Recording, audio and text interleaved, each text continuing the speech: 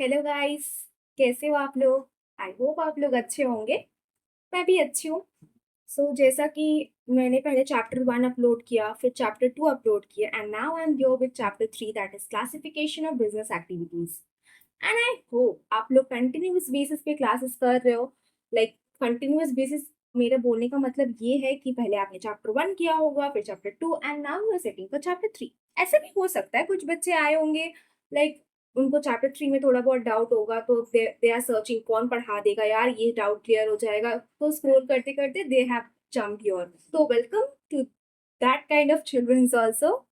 Okay, so एक line again, कि अगर वीडियोस पसंद आ रहे हैं तो लाइक करना, सब्सक्राइब करना, and for the notes you have the link in description box.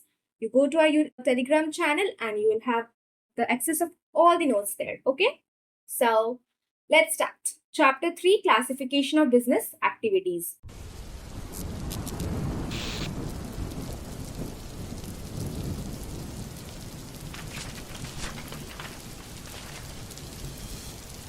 जैसे कि हम लोग चैप्टर 1 से बिजनेस एक्टिविटीज के बारे में पढ़ते आ रहे हैं कि what is that, types of this and that. Now we learn the classification of business activities. तो बिजनेस एक्टिविटीज 2 पार्ट्स में डिवाइडेड है, that is industry and commerce. Okay, तो one by one will take first industry and then will go move on to commerce. तो industry का will start. Like what is industry? Industry means the production of goods and services for sale by the application of human or mechanical power. It is concerned with changing the form of goods from any stage from raw materials to the finished products. Industry का मतलब क्या होता है? Production of goods. वो एक raw material को finish products में convert करने का जो मैकेनिज्म होता है उसको इंडस्ट्री बोलते हैं। लेकिन इंडस्ट्री में ये सब काम होता है and with the help of human power and mechanical power. Mechanical power here means plant and machinery. Like अब तुम कोई भी रॉ मटेरियल्स को फिनिश प्रोडक्ट्स अब हाथ से ऐसे थोड़ी करके बनाओगे, तो you need mechanical power for it. Okay, that is we use that in industries. Okay, we have now characteristics of industries. Characteristics में पहला कैरेक्टरिस्टिक इकोनॉमिक एक्टिविटी। आप लोगों को ये लग रहा होगा साला ये इकोनॉमिक एक्टिविटी हर एक लाइन में आ जाता है, कहीं भी कोई भी कैरेक्टरिस्टिक स्टार्ट हुआ नहीं, we have economic activity, yes. तो दिस इज वेरी ट्रू। तो some people, like some of them होंगे, they are like economic activity, कुछ भी कैरेक्टरिस्टिक्स आए ना भाई, इकोनॉमिक एक्टिविटी चेप के आना। ऐसे भी कुछ बच्चे, लाइक मेरे फ्रेंड्स है कुछ, वो लोग पहले तो वो देखते हैं कि कौन सा कॉमन है, कि एक पॉइंट पढ़े नहीं, सब में वही चेपना है अपने को।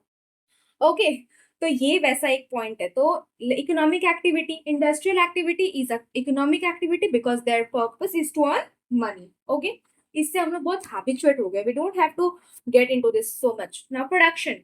इंडस्ट्री में क्या होता है? प्रोडक्शन। अभी अपने डेफिनेशन में अपने देखे कि प्रोडक्शन होता है goods and services to satisfy human wants. इसका वाइड स्कोप होता है। Third characteristics is wide scope.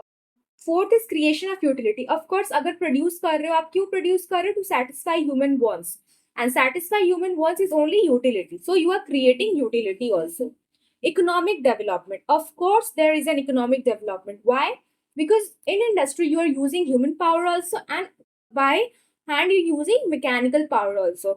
So human power you are using, you are creating employment. Mechanical power, of course, उसको बनाना भी पड़ता है, उसको खरीदना पड़ता है।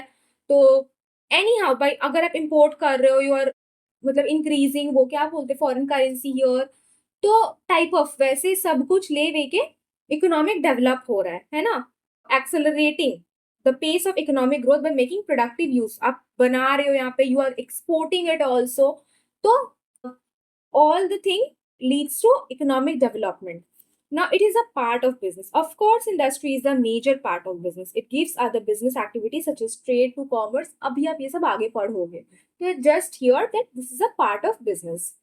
Now we'll come to types of industries. Industries के दो types होते हैं mainly, एक primary industries, एक secondary industries. अब primary industries also has some parts. Okay, we'll go one by one. So primary industries क्या होता है? Industries which provide basic raw materials from natural source.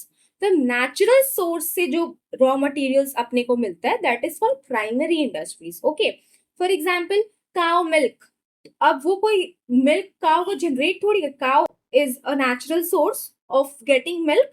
Of course. So these industries are concerned with breeding, reproducing and multiplying of certain species of plant and animals with the object of earning profits from the sale. Like वो जो eggs होते हैं, poultry eggs, तो वो भी उसको यहीं पे ले लेंगे, ठीक है. Plant nurseries, poultry farms ही, cattle breeding farms, dairy farming सी, fish hatcheries and forestries are example of genetic industries. ठीक है, ये सब जेनेटिक इंडस्ट्रीज में आ जाता है, जहाँ से मतलब इट ये कहाँ पे कंसर्न, ब्रीडिंग वगैरह में जो कंसर्न होता है, दैट इज जेनेटिक इंडस्ट्रीज.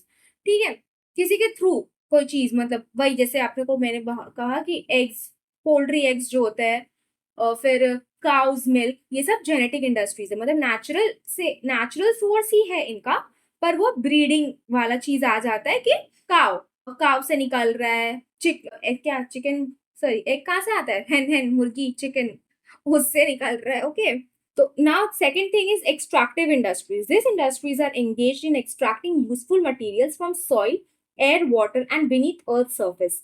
अब देखो, प्राइमरी इंडस्ट्री में दो चीज आपने देखा, एक जेनेटिक इंडस्ट्रीज देखा, और दूसरा आप देख रहे हो extractive industries.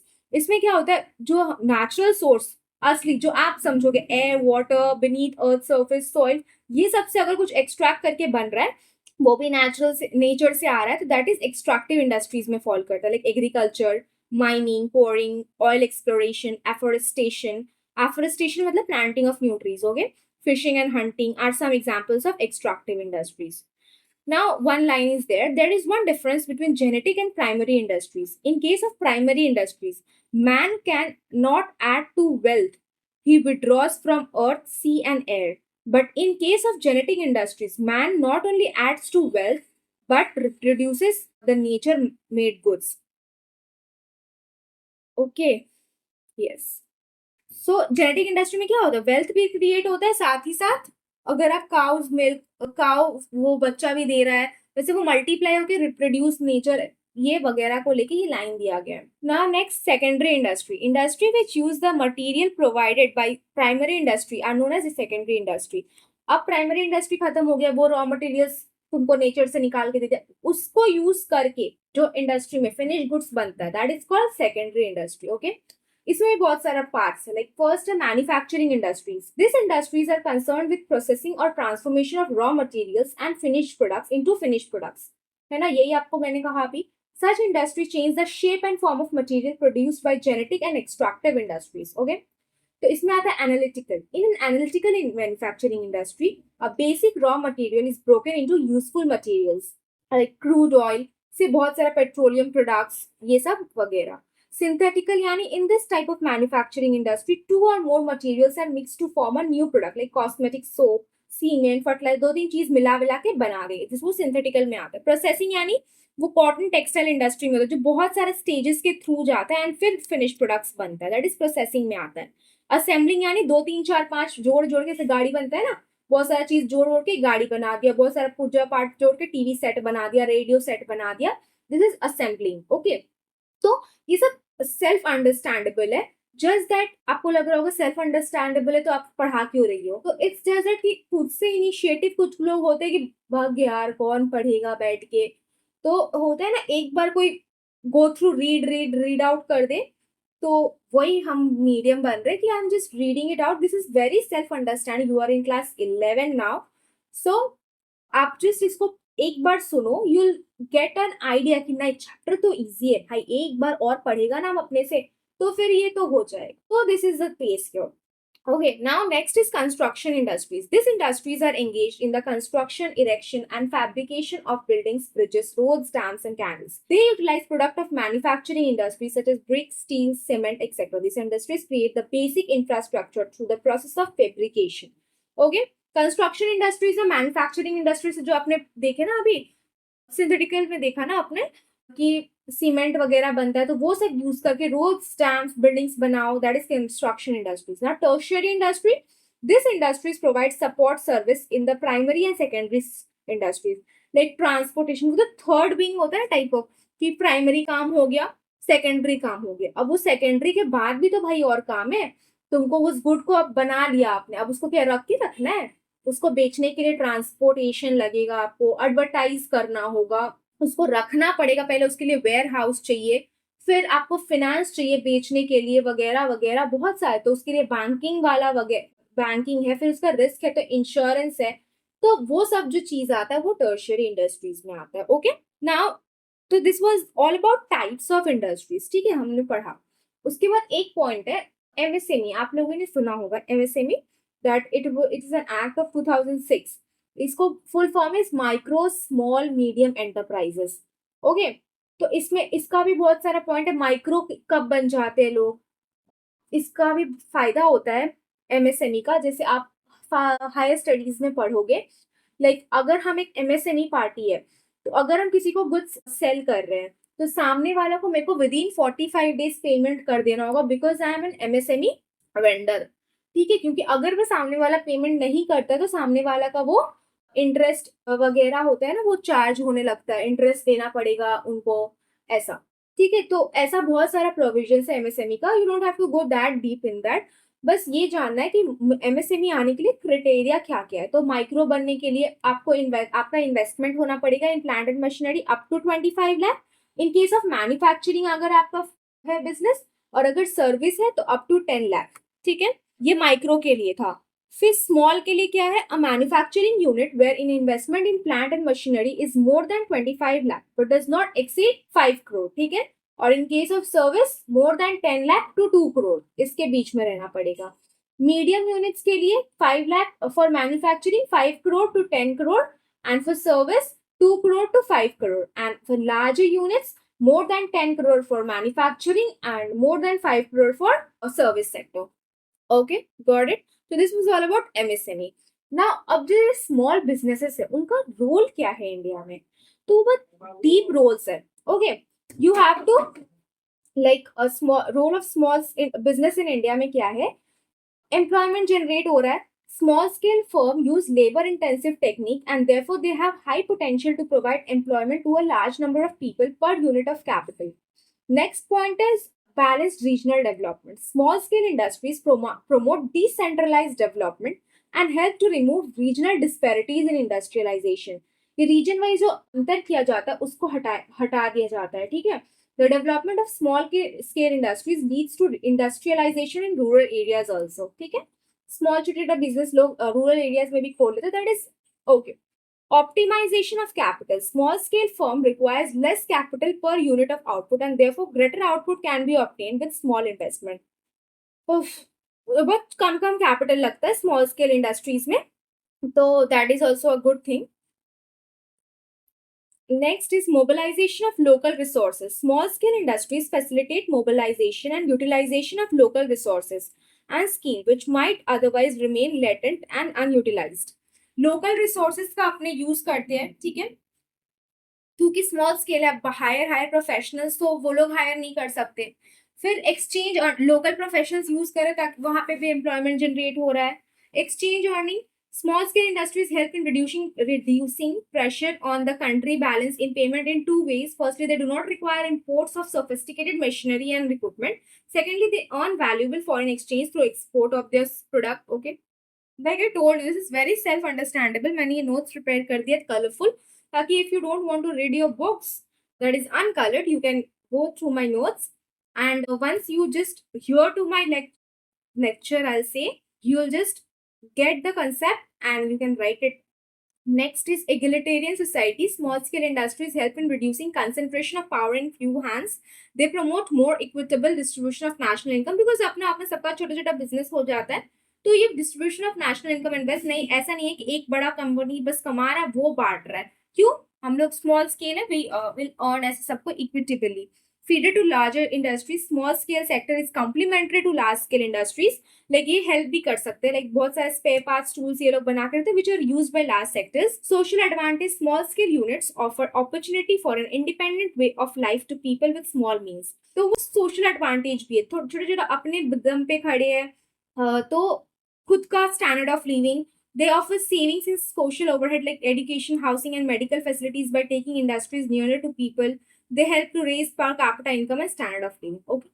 Small businesses serve as seed bed of entrepreneurship in the following ways. It requires less capital.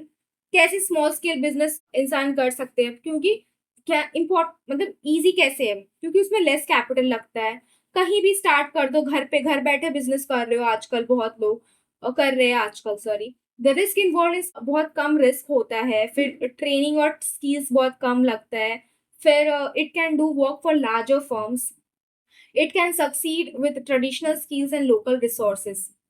Commerce and its nature. Now अब जैसे हम लोग पढ़े थे ऊपर, क्या दो टाइप ऑफ क्लासिफिकेशन था, इंडस्ट्री एक कॉमर्स, तो industry we are done with, now we are coming to commerce. पहले एक ब्रीदर ले लो भाई, हम भी थक गए बोलते बोलते। और बाकी सब्जेक्ट्स आप लोगों का कैसा चल रहा है?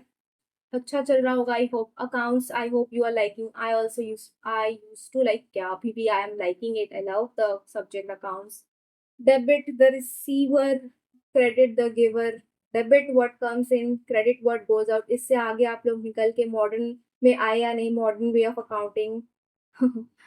यू शुड, मतलब एक आई गिव यू, मतलब क्या बोलते हैं उसको, एडवाइस कि golden rules of accounting is okay, but अभी आप लोगों को ज्यादा modern rules of accounting follow करना चाहिए, मतलब अभी से you should be prepared for it, because आगे बढ़ के ना गोल्डन रूल्स ऑफ अकाउंटिंग से ज्यादा यू, मतलब ज्यादा हेल्प आपको मॉडर्न रूल्स ऑफ अकाउंटिंग से मिलेगा। This is a small advice from my side. Now let's come back to our part, commerce and its nature. What is commerce? Commerce refers to all those activities which are necessary for bringing goods from the place of production to the place of their consumption. मतलब produce हो गया, ठीक है, अब खरीदेगा भी तो लोग, तो वही जहां से प्रोड्यूस हुआ है और to the place of consumption, ये बीच के जो भी काम होता है वो कॉमर्स के अंदर आता है, ठीक है। कैरेक्टरिस्टिक्स अगेन ले लो, चिपका लो, economic activities, same thing, I am not reading it again. Next point, exchange of goods and services. Commerce involves exchange of goods and services. Goods may be produced or produced for sale. Profit motive, of course, regularity of transaction. Regularity of transaction होना चाहिए, ऐसा नहीं कि आज मेरे को मन किया अपना रेडियो बेच, this is not a part of commerce, okay. मेरा रेगुलरिटी होना चाहिए, मतलब मेरा एक बिजनेस होना चाहिए, रेडियो बेचना वगैरह, तो वो रहना चाहिए। Creation of utility, of course part of business, of course I am not reading this again. Function and importance of commerce. The exchange of goods is a complex process beset with several types of hindrances. अब आप exchange करो, जहां भी कुछ भी कर रहे हो, there is always a hindrance to you. अगर obstacles नहीं आते तो एक तो मजा भी नहीं आता, सब कुछ easy easy plain simply मिल जाता है ना, फिर you regret सही में आई एम दैट एलिजिबल ना फॉर गेटिंग इट। जैसे मेरे को हमेशा ही होता है सेल्फ ऐसा कि अगर मेरे को कुछ भी जल्दी मिल जाता है ना, हम सच में लायक थे ना, मेरे को इतना जल्दी कैसे मिल गया, लेकिन वही चीज बहुत सारा ऑब्स्टैकल्स के बाद मुझे लगता है वाह बाप रे बाप, फाइनली आई गॉट इट। तो वही चीज है हमेशा कॉमर्स में, यही यहाँ पे अभी हम हिंड्रेंसेस पढ़ेंगे, हिंड्रेंसेस ऑफ पर्सन, बहुत सारे हिंड्रेंसेस पढ़ेंगे अभी। हिंड्रेंसेस ऑफ पर्सन ये कैसे होता है, कॉन्टैक्ट नहीं रहता, there is a lack of contract between producer and consumer. आज हम ये चीज प्रोड्यूस कर रहे हैं, सामने वाले जो कंज्यूमर, उसको जिसको ये चीज चाहिए, उसको कैसे पता चलेगा कि मैं प्रोड्यूस कर रही हूँ, है ना। तो कॉमर्स क्या करता है, वो एक बीच का मार्केट है, ठीक है, जहां पे बायर्स आते हैं अपने गुड्स को सेल करने और कंज्यूमर्स वहां आते हैं अपने गुड्स को परचेज करने, तो that market is called commerce, okay. तो ये हिंड्रेंस ऑफ पर्संस को दूर करता है, ठीक है, buyers get to know their consumers and consumer get to know their buyer, okay। Now hindrance of place in the sense is like आज मैं ऑर्डर कर रही हूँ गुड्स पंजाब से, ठीक है, अब आई एक्सपेक्ट ना कि पंजाब से गुड्स, मेरा गुड्स बिना कोई लॉस ऑफ, मतलब बिना कोई डैमेज, बिना चोरी हुए मेरे तक सही सलामत आ जाए, ठीक है। तो वो हिंड्रेंस को भी कौन दूर करता है, कॉमर्स। लाइक अभी लिखा हुआ, major problem faced by producer is to send their goods to distant places without loss through theft, damage, etc. Commerce solves this problem by means of transport, packing, अच्छे से ट्रांसपोर्टेशन, पैकिंग, इंश्योरेंस वगैरह के साथ। अब hindrance of time क्या होता है, produce हो रहा है एक टाइम पे, अब ऐसे थोड़ी प्रोड्यूस होते आ जाओ सब बिक जाएगा, ऐसा थोड़ी होता है। तो प्रोड्यूस होने से लेके कंज्यूम होने के बीच में वो गुड्स कहाँ घूमेगा, हवा में नहीं ना, सॉरी, यस। तो उसको भी हमको वो रख, उस टाइम के गैप के बीच में मेरे को उसको रखना भी पड़ेगा, तो this there is a problem of warehousing, तो वो भी कॉमर्स ही दूर करता है। इन मॉडर्न, लाइक बुक में जो लिखा है, in modern industry goods are produced on large scale in anticipation of demand, there is usually a time gap between the production and consumption of goods. Therefore, it is necessary to store the goods until they are sold. The problem is solved by warehousing or storage. Now, hindrance of exchange आता है. People living in different places require a common medium of payment. Money serves as a common medium of payment. Bank helps to remove the obstacle in the process of exchange by making and collecting payments on behalf of their client. Okay? Bank एक medium है. अब वो अगर उसको पैसा देना है जैसे का तो वो मेरे को थ्रू वाया बैंक पे कर देता है मेरे अकाउंट में, तो बैंक मेरे बिहाफ में पैसे कलेक्ट करता है, हम अपने बैंक से क्लियर कर लेते हैं. ओके. रिस्क जो हिंड्रेंस आता है, आप इंश्योरेंस करा लो अपने गुड्स का, दैट यू सरपास इट. और नॉलेज भी, अब हिंड्रेंस ऑफ नॉलेज बहुत सारा क्या होता है, प्रोड्यूसर्स को it's difficult to sell their goods and services. मतलब लाइक कंज्यूमर को बेनिफिट्स कैसे पता होगा. फॉर एग्जाम्पल आज मैंने एक्स गुड्स प्रोड्यूस किया, तो अब इसका क्या बेनिफिट्स है, ये इससे क्या हेल्प होने वाला है, ये कैसे पता चलेगा. Through advertising. तो वो भी कॉमर्स ही दूर करता है. ओके. नाउ कॉमर्स का दो ब्रांच है, that is trade and aids to trade. तो पहले हम लोग ट्रेड का पढ़ लेते हैं. What is trade. Trade means buying and selling of goods and services with the object of earning profit. Of course तो उसमें बहुत टाइप होता है. होम ट्रेड होता है, फॉरेन ट्रेड होता है, एक्सपोर्ट ट्रेड होता है, वगैरह वगैरह. होम ट्रेड में wholesale trade and retail trade. I hope most of you know this. Wholesale trade क्या होता है, बल्क में गुड्स परचेज करो और फिर किसी दूसरा को बेच दो. मतलब टाइप ऑफ मिडलमैन होता है होलसेलर्स. ओके. रिटेल ट्रेड क्या होता है, जो आपके आसपास में शॉप्स खुले हुए हैं, वो किराने के दुकान, दैट इज रिटेल ट्रेड. मतलब वो सारे सामान खरीदते हैं डायरेक्ट एंड कस्टमर को जो बेचता है उसको बोलते हैं retail trade. Okay. Sorry. Foreign trade यानी फॉरेन में external is also not external trade और इंटरनेशनल ट्रेड. मतलब buying and selling of goods two और मोर कंट्रीज. ठीक है. फॉर एग्जाम्पल आज मैं यूएस से एप्पल का फोन परचेज कर रही हूँ, या फिर मैं कुछ बेच रही हूँ यूएस में, तो this is foreign trade. Export trade मतलब sale of goods to foreign countries, same thing type of. Okay. Sorry, foreign trade का मतलब डिफरेंस क्या है पढ़ो समझो आप लोग. फॉरेन ट्रेड मतलब बाइंग एंड सेलिंग दोनों, पर एक्सपोर्ट ट्रेड का मतलब only you are selling from, you know, purchasing. And import trade का मतलब you are importing from foreign countries. Okay. Now entry port और री एक्सपोर्ट ट्रेड मतलब क्या होता है, तीन पार्टीज यहाँ आ जाते हैं. फॉर एग्जाम्पल मैं एक दूसरे कंट्री से परचेज कर रही हूँ and I am not utilizing it in my country, I am just reselling it to the other country. For example I bought what mangoes from Nepal. Hypothetical example. Okay, I have zero knowledge about Nepal. Mangoes होते भी है नहीं, of course. Nepal से मैं mango खरीद रही हूँ and I'm not consuming it here. I'm just reselling it to UK. So this is entry port or re-export trade. Okay.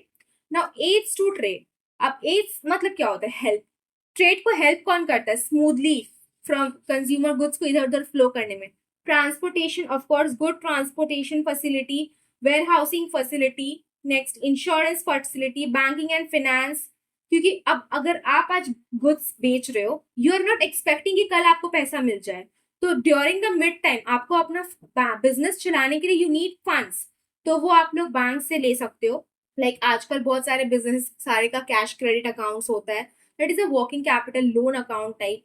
आप लोग फर्दर पढ़ोगे ये सब. ठीक है. मतलब हम giving you a gist knowledge about all this. तो कैश क्रेडिट अकाउंट होता है, ओवरड्राफ्ट फैसिलिटी अकाउंट होता है, ये सब मतलब बिजनेसेस के लिए दिया जाता है. ठीक है. ताकि शॉर्ट टर्म जो भी नीड्स है क्लाइंट्स के, मतलब इन द सेंस अपने प्रोड्यूसर्स का, उसका वो नीड्स पूरा हो. फिर advertising and publicity is also aid to trade. And other aids. Other aids में क्या होता है, proper packing of goods is essential. Packing, because packing attracts consumer. अब आज मेरा गुड्स आया, आजकल जैसे मैं देख रही हूँ फ्लिपकार्ट से, वो क्या अजीब सा ब्राउनिश कलर का पैकेजिंग में आ रहा है. I don't like those kind of packaging. I like white का जो शिमरी कलर का पैकेजिंग आता है ना, व्हाइट व्हाइट, ग्लॉसी व्हाइट, वो पैकेजिंग मेरे को ज्यादा अट्रैक्ट करता है. तो that is I am less purchasing it from Flipkart. I am keeping it to Myntra only, जहाँ पे मेरे को थोड़ा ग्लॉसी कलर का लाइक पैकेजिंग आ रहा है. तो वो भी एक पॉइंट आ जाता है ना. तो वो अदर एड्स में आ जाता है. नेक्स्ट, अब हम लोग इंडस्ट्री भी पढ़ लिए, कॉमर्स भी पढ़ लिए, ट्रेड भी पढ़ लिए. उसका डिफरेंसेस है. तो ये मैंने एक पिक्चर लगा दी आपके बुक से. You just go through it. We have done all the points. Just go through it, you will get to understand. Okay. Now अब रिलेशनशिप भी है ये सारे में. अगर इंडस्ट्री नहीं होता तो कॉमर्स नहीं होता, कॉमर्स नहीं होता तो ट्रेड नहीं होता, ट्रेड नहीं होता तो इंडस्ट्री नहीं होता. या type of this is relationship is given here. Like एक relationship I'm showing you. Industry provides goods and services for distribution of by commerce. अगर no commerce activity is possible in the absence of production of industry. अगर industry produce ही नहीं करती तो commerce transport क्या करती, distribute क्या करती? तो यहाँ पे बोल दिया industry provides the base of commerce and is the backbone of commerce. Okay, next, industrial production is meaningless without the distribution of goods and service by commerce. अब इंडस्ट्री ने गुड्स प्रोड्यूस कर दिया, जब तक कॉमर्स उसको distribute ही नहीं करेगी तो क्या फायदा? इट इज मीनिंगलेस ओनली ना. So this all are interrelationship. You just go through it, not that important. You just go. This is important. This difference. तो वैसे point wise we have done it in detail, but आप एक बार go through कर लेना ताकि you get the points in exam. ठीक है, क्योंकि ये तो मैं आपको रटवा तो नहीं सकती, पर हम लोगों ने discuss कर लिया. You'll get to know. Okay. So we are done with this chapter. I hope आप लोगों को समझ आया होगा. And if you need any like sort of if you have any sort of query, you can just ask me in comment section, or also we have Instagram channel, you can DM there. And अगर आपको कुछ भी ऐसा चाहिए कि मैं अगर fast पढ़ा रही हूँ या फिर बहुत स्लो कभी हो जा रही हूँ, कोई भी सजेशन हो, please be open to give me the suggestion. I will be very मतलब हैप्पी कि कुछ तो कोई पढ़ा तभी तो सजेशन आ रहा है, ऐसे तो हवा में कोई कुछ बोलेगा नहीं. Okay, so thank you very much guys. आप लोग पढ़ो, एंजॉय करो. क्लास 11 है, 10 का भी बोर्ड्स का अब बहुत हो गया, इतना टाइम तक तो हो जाना चाहिए खत्म. अब 11 में ध्यान दो, अकाउंट्स भी है थोड़ा. कॉमर्स हम जस्ट ये easy lectures you just go through करना है आपको. अकाउंट्स पे ध्यान दो वगैरह वगैरह, बाकी जो सब्जेक्ट्स है उस पर भी ध्यान दीजिए आप लोग. Okay, thank you guys, bye bye.